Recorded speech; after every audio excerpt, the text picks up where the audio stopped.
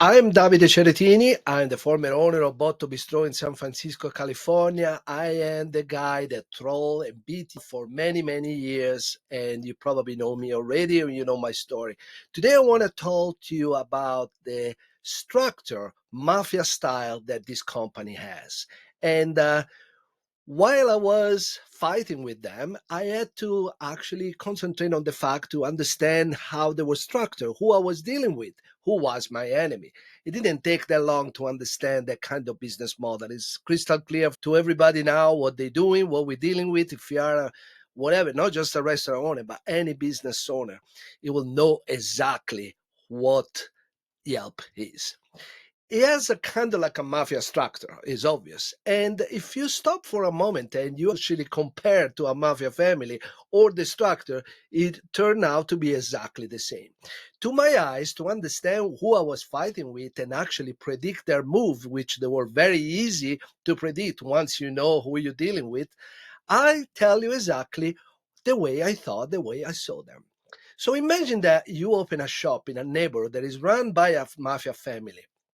You don't know where to go. They did take the law.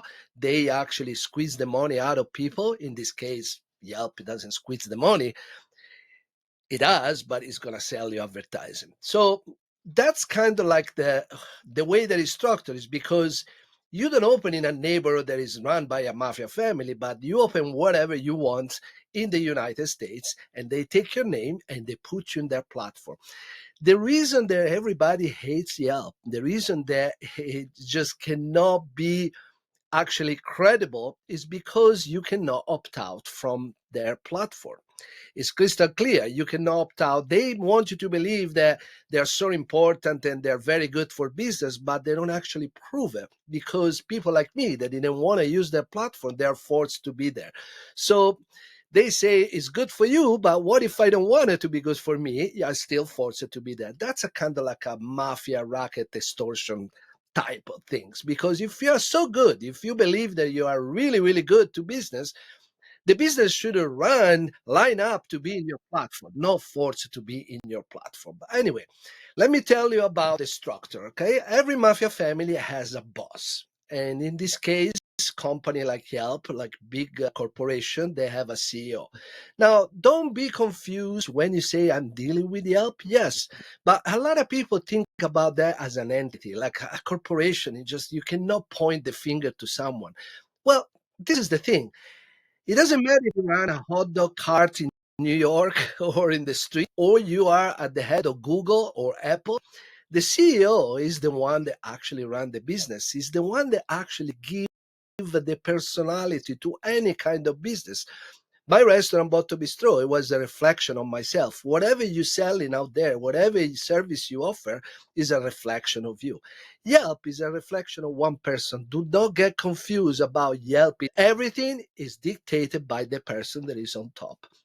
So I start to take a look at what was this person here, which is very clear to me now. But imagine this: he actually has an account on Yelp, on the platform, and he write thousands of review under the name of Big Papa. So that give an idea of the personality of somebody. Whatever he thinks of himself is a Big Papa. First of all, there is a big question mark here. A person that is in charge of a platform that deal and manage the reputation of business of America.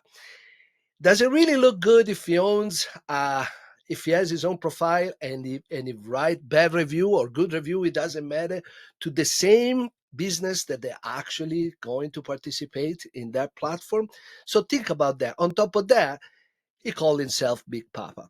So to me, it's just a sign of arrogance. And when someone is arrogant, the whole structure, the whole business, it's arrogant. And that's exactly what Yelp it is.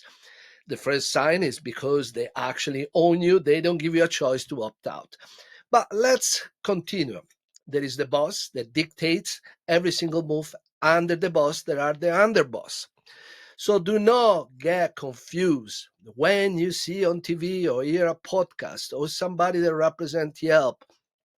Don't get confused by the big title, vice president, emperor, minister, king, or whatever. They don't count shit.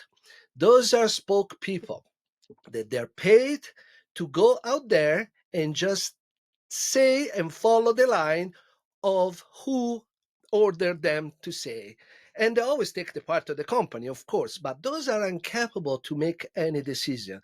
They just go out there, particularly two or three elements that they have, the vice president of communication, all these people, they go out there, they just like try to patch all the accusation that they're receiving from thousands of business of America.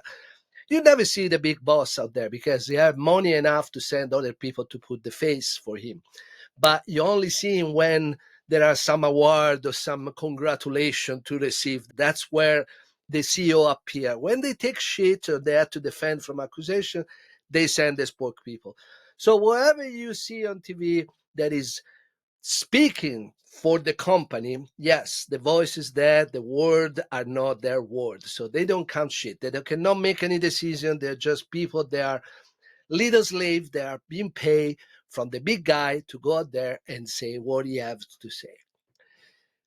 So those are the underboss. But the one that collect the money are actually not the underboss, are the soldiers. The soldiers are the one that they call you, and they are the salespeople. The one that they call you every single day to force you to buy ads from them. So you don't receive phone call from Google, from Facebook, from these people, because they don't need to call you, because people, they want to advertise with them.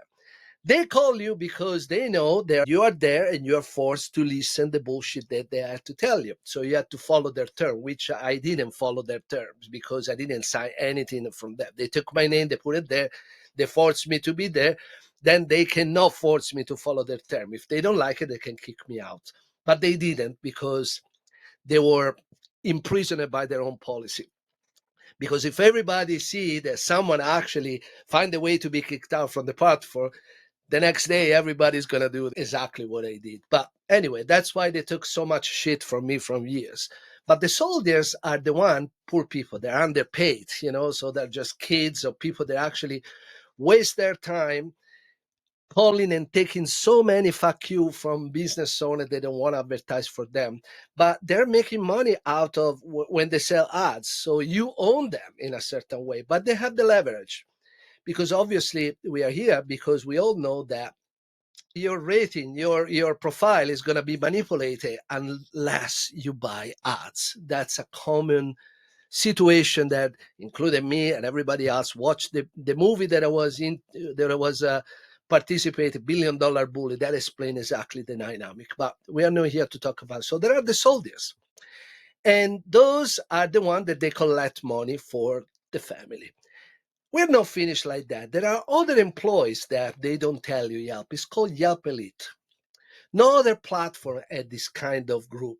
The Yelp Elite is somebody that actually, on paper, is not paid with a salary, is not paid with money, but it's a group of people that people on Yelp, the management on Yelp, decide to actually give the title of Yelp Elite. What they need to do is to write a lots of review, thousands sometimes. So imagine the pathological issue here, but we are not here to discuss that. They got reward with free dinner, free ticket for concert, accessibility to party, invitation to any kind of event that being paid by Yelp. So they tell you that they're not on the payroll, but they actually are, because when you pay someone, when you give something to someone to do something for you, that's being a payroll. So those people actually, just to give you an idea, they were supposed to be the one with a lots of ethics. They couldn't care any less. They actually leveraged their status to get freebie out of you, to scare you out of a bad review. And when I offer a discount for bad review in my restaurant, they were the first one to line up. So that gives you an idea what kind of people they are. Those are probably the worst of any of the layer, probably even worse of the CEO. Is the worst. The Yelp Elite is the one that you don't want to deal with.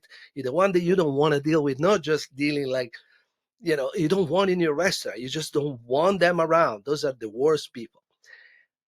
Below that, there are people like you and me. There are people that they're using their platform. They're unaware of what's going on behind. They're aware they're doing Yelp a favor, because what the company needs is people like you using the app.